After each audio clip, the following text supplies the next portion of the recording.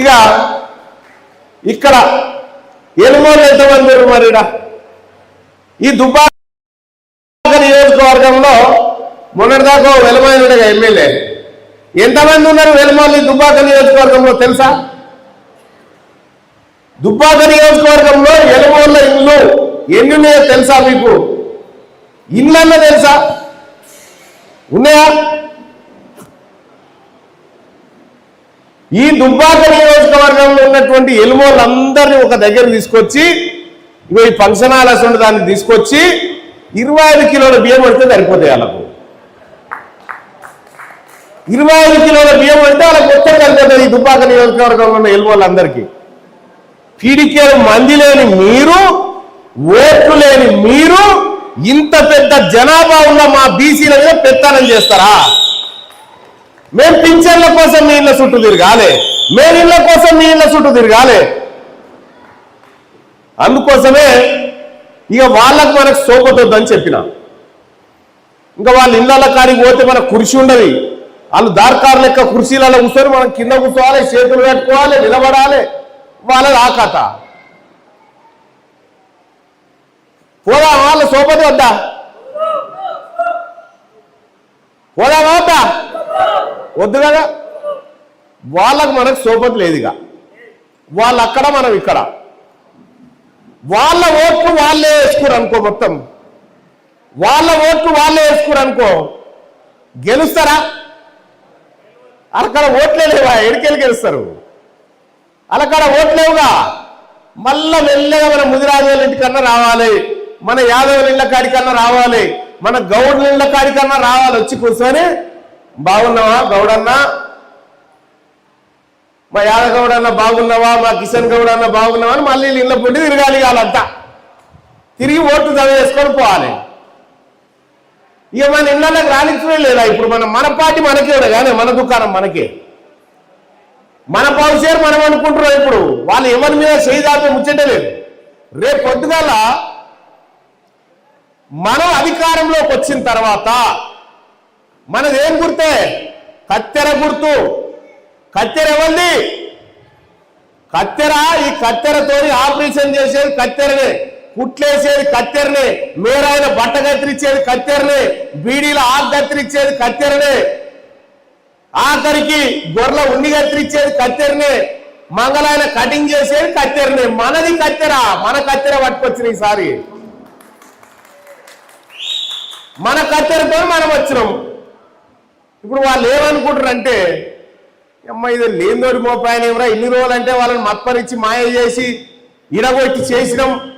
కానీ ఇలా మళ్ళన్న వచ్చే మళ్ళా వాళ్ళు పార్టీ పెట్టుకునే రేపు పొద్దుగాల ఊళ్ళల్లో వాళ్ళ ఇళ్ళకి నేనేం చెప్తా ఉన్నా దుబ్బాక నియోజకవర్గంలో రేపు పొద్దుగాల మా తెలంగాణ రాజ్యాధికార పార్టీని, మన పార్టీ నుంచి పోటీ చేసేటువంటి అభ్యర్థి ఎవరైతే ఉంటారో మాకు రెడ్డిల ఓట్లొద్దు, ఎలుమోళ్ళ ఓట్లొద్దు. మీరు కూడా అదే మాట చెప్పుకుని మాకు బీసీల ఓట్లు వద్దని చెప్పుకుంటాం. ఇప్పుడు ఈ వెలుమోళ్ళు రెడ్డిలు వచ్చి మాకు కూడా బీసీల ఓట్లు వద్దని చెప్పమని చూద్దాం, మన ఓట్లు వద్దు మన అనుమని చూద్దాం. పటక్కున నెత్తి వరిగిపోయి చచ్చిపోరే అంతేనాక. అందుకే వాళ్ళకు మనకు ఇరుపు కాగితం పెట్టుకున్నాం. మనం వద్దు, మన కాలతో సంసారం కుదురుతలేదు. వాళ్ళు అటు మనం ఇటు. ఎంతసేపు అయినా వాళ్ళు ఒకటైతారు కానీ మన దగ్గర రాని తారే.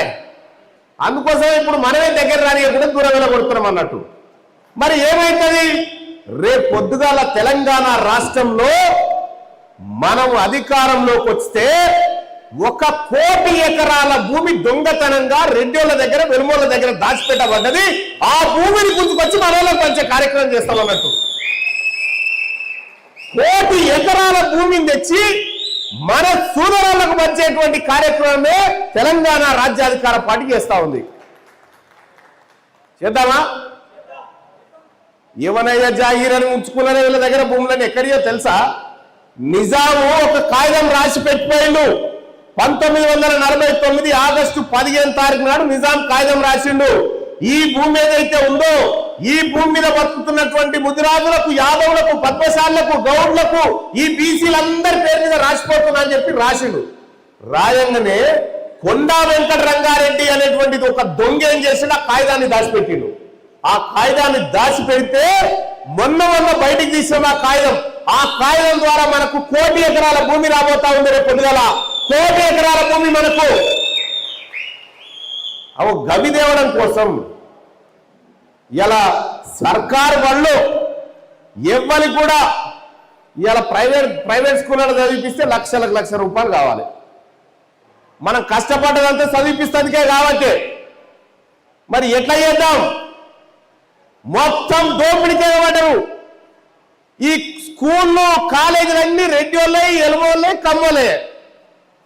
ప్రైవేట్ దవాఖానలన్నీ కూడా వాళ్ళే. ఇక మన దవాఖానలు ఏంటంటే గాంధీ, ఉస్మానియా, ఈ రెండే మనవి. గాంధీ, ఉస్మానియా దవాఖానలు మనవి. యశోదలు, కిమ్సులు, అవి అపోలో హాస్పిటల్ వాళ్ళయా? జూబ్లీ హిల్స్ కాడ ఒక అపోలో హాస్పిటల్ చూసిరా? ఎవరన్నా చూసిరా అన్న? అపోలో హాస్పిటల్ చూసిరా? అది అపోలో ప్రతాప్ రెడ్డికి ఎన్ని రూపాయలకి ఇచ్చిన ఎరికేనా అన్న ఆ జాగా? ఎన్ని రూపాయలకి ఇచ్చిన ఎరికేనా ఆ జాగా? 100 ఏళ్లకు 1 రూపాయి కిరాయి. అది ఎకరానికి 1 రూపాయి. 100 ఏళ్లకు 1 ఎకరం 1 రూపాయి కిరాయికి ఇచ్చిరు. ఉందా కిరాయి? ఎకరం భూమి రూపాయి కిరాయి ఇచ్చేటాడు ఉన్నాడు ఎవడన్నా? రూపాయి కౌలుకు ఉన్నాడు అయినా కదా. మరి వానికెట్లు ఇచ్చారు? ఎక్కడ ఆడ 10-20 ఎకరాలు భూమి తీసుకున్నాడు. తీసుకొని దాన్ని ఏం రాసిరు అగ్రిమెంట్లు అంటే, నీకు భూమి ఇస్తున్నామయ్యా, ఈ పేదోళ్ళ భూమిని నీకు ఇస్తున్నాం, కానీ మరి పేదోడు పైసలు లేకుండా వస్తే 125 మందికి నువ్వు ఉచితంగానే వైద్యం చేయాలని రాసిరల్లా. వాడు ఆ కాగితం దాచిపెట్టి మన సొమ్మంతా దొక్క తింటున్నాడు. ఈ దొరలు, వెలమోళ్ళు, రెడ్డోళ్ళు మన కొంపలు ఆర్సిరు. 70-80 ఏళ్ళ నుంచి వీళ్ళు మన కొంపలు ఆర్సిరు. వీళ్ళేదో కాయ కష్టం చేసి బతికిన వాళ్ళ, వీళ్ళేదో కూల్యాలు పోయిన వాళ్ళ, వీళ్ళేదో నాగలు పడుతున్న వాళ్ళ, మొత్తం దోపిడే నాయకుల బతుకంతా. అందుకోసమే వాళ్ళు ఏమంటారు, మీకు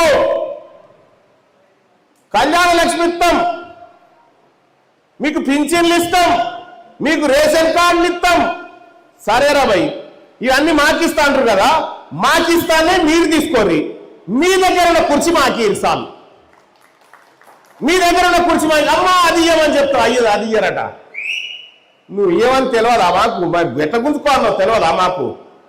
మాకు తెలియదా? మేము అంత ఒకటేనే కదా, ఇలా మేము బీసీలం అంత ఒకటేనే కదా, పక్కా గుంజుకుంటాం. ఈ దుబ్బాక నియోజకవర్గంలో 2028 ఎన్నికల్లో ఖచ్చితంగా బీసీ బిడ్డ ఇక్కడి నుంచి ఎమ్మెల్యే కాబోతా ఉన్నాడు. గతంలో మన ఐరేన్ లింగన్న అని ఉండేడా.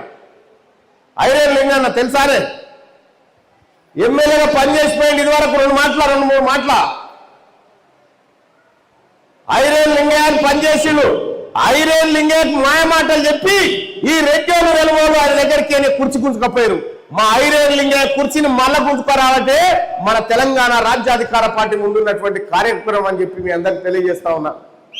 ఇంకా మాట్లాడేది ఉంది, గంటల కొద్ది మాట్లాడేది ఉంది. నేను ఊర్ల పొంటి వచ్చేది ఉంది, ఇంకా మీ ఊర్ల పొంటి నడక వచ్చేది ఉంది. 17 తారీఖు నాడు, వచ్చే నెల 17 తారీఖు నుంచి పాదయాత్ర స్టార్ట్ చేస్తా ఉన్నా. 14,000 కిలోమీటర్లు నడవ